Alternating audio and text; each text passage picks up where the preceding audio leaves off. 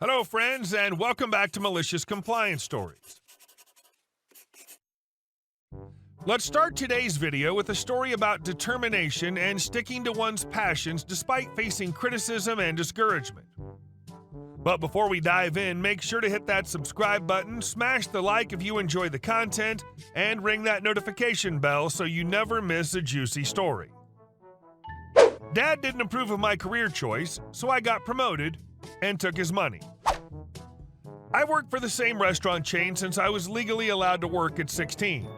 At first, it was just a part-time job to make money while in high school. At 18, I ended up transferring to a location a few hours away where I was going to college and got promoted to supervisor. After a semester, I ended up dropping out of school due to the effects it was having on my mental health. I've never been very motivated by money. Just want to pay my bills and have a simple life with good friends and family nearby. So I decided to stick with this company and continue to work my way up until I could manage my own location. Ever since I dropped out of college, though, my dad took every opportunity to try and persuade me to do something more serious with my life. He's always been very motivated by money, so it's hard for him to understand why I don't feel the same way. Which I could understand to some extent, but after 2 years of every single conversation with my dad ending in an argument over my career choice, it had heavily impacted our relationship. It's very demeaning being constantly reminded that you're wasting your life or not being responsible, even though I was in my own apartment with my own car at just 18 years old. We didn't have a healthy relationship to begin with, so this added disagreement just made me even more resentful. So one day, I finally had the opportunity to move out of state where a lot of my extended family lived, along with being promoted to assistant manager at this new location. When I told my dad this, he begged me to look for another job. He said he was embarrassed by my profession and wished he could post about my accomplishments like my siblings. He ended up offering me $2,000 if I found a job that would pay me $14 an hour or more. Generous, yes, but I'd rather have a dad who supports me or at least doesn't belittle me, you know? Anyway, I texted the manager I'd been in contact with about my transfer to ask if we could discuss my pay. I convinced her to increase the offer from $13.75 to $14.25. I told my dad I'd gotten an offer for more than $14 and asked for the $2,000 as it was time for me to put down my deposit, first rent for my new apartment. He said he would eventually, but that technically he never clarified when he had to pay me. He had plenty of money, but was always stingy with it. I told him I'd just ask my grandma for a loan since he wasn't following through, and I'd use his money to pay her back. Eventually. Of course, he didn't want our family to know he was being a jerk, so he sent me the money. Afterwards, he asked me about my new job, to which I said, I'm not getting a new job, I'm just getting a raise. I could hear the steam coming out of his ears over the phone. He started yelling and demanding I send back the money, but I told him, well, you're right, you never clarified when you'd have to pay up, but you also never clarified that the wage I needed had to come from a different job. I hung up and kept the money. We didn't talk for a while and still hardly talk now. Edit. A lot of you seem very concerned about the wage, which I understand, as I didn't clarify when or where this took place. This was about 8 years ago, and for the area, $14.25 for assistant manager was a decent wage. Not great, but paid my bills and allowed me to save as well. As far as my current profession, I took a temporary leave of absence to help my mom care for my stepdad, who's currently in physical rehabilitation. I'll be returning to work in October, and don't worry, I'm a manager now and make about twice as much as I did as an assistant 8 years ago. Might not feel like success to others, but my bills are paid, I have a good savings account, and I've met some of my best friends at this job, so I'm happy. Lastly, as I stated in one comment, my dad was neglectful and abusive when I was growing up, so no, I don't regret taking his money and damaging our relationship as it was already beyond recovery for me. I appreciate everyone's input and opinions, though. Well, those of you that were nice, lol. Edit 2. I should have worded the grandma part differently. To clarify, I planned on moving to be near my extended family before my dad even offered me the deal. I had the money for the deposit/rent. When I said I reached out because it was time for me to pay the deposit, I only meant that's what initiated the phone call. Obviously, I'd rather use the $2,000 than my own savings. I wasn't actually going to ask my grandma for a loan because I didn't need to. I only said that because I knew my dad didn't want his mom to know he went back on his word, and I was right. Now, for everyone assuming my dad paid for my expenses, I worked under-the-table jobs since I was in middle school because I was responsible for purchasing all of my food, clothes, and hygiene products. He provided a roof over my head, and that's about it. The only money he's ever given me is the $2K, which he tried to refuse to give me even before he knew I was keeping the same job. It's all about control, and anyone else with a narcissistic parent will understand. You have one of the most valuable things a person can have. You know your own mind. You be you. Navigating a career path that's divergent from family expectations can be incredibly challenging, but it sounds like you've managed to do it with a strong sense of self and a clear understanding of what makes you happy. And our second story. Want bananas? You got it. The office I used to work in was located right next to a grocery store.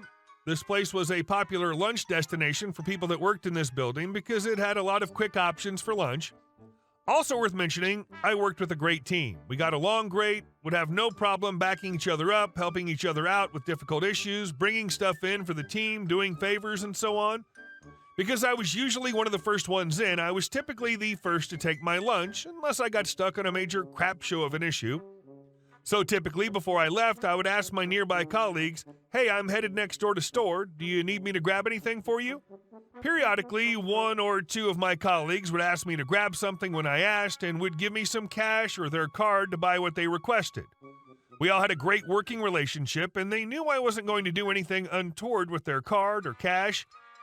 It was no trouble for me because I was going anyway, and I usually came right back with my lunch and ate in the break room or at my desk. One of my colleagues, let's call him Daniel, had a usual request: bananas. This request was usually honored without incident. During one such lunch trip, I headed over to the produce department to the usual large display of bananas they have, but this time I spotted something on the top shelf of the display that I'd never noticed before. Or the store had just started stocking red bananas.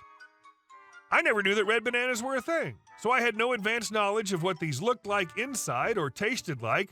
All I saw were these maroon-colored bananas. I saw a sign for red bananas, but I didn't see a price. I got an idea. I grabbed a bunch of conventional yellow bananas for my colleague and broke off one of the red bananas from the bunch I saw, not knowing how much they cost. I thought it'd be a bad idea to buy a whole bunch, especially with someone else's money. I paid for the yellow bananas with the cash that Daniel gave me. I used my card to buy the red banana and my lunch.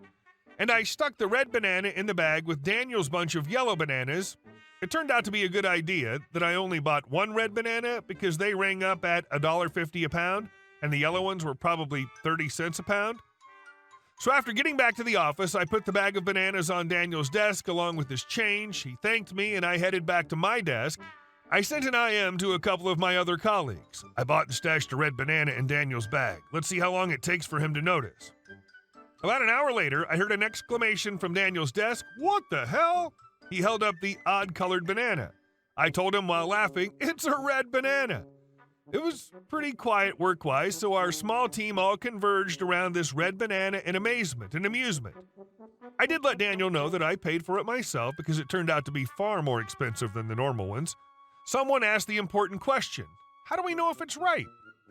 None of us had an immediate answer. A Google search told us that they're a dark maroon when they're ripe, so we thought it was okay. Daniel was not up for taste testing this variation of his favorite fruit.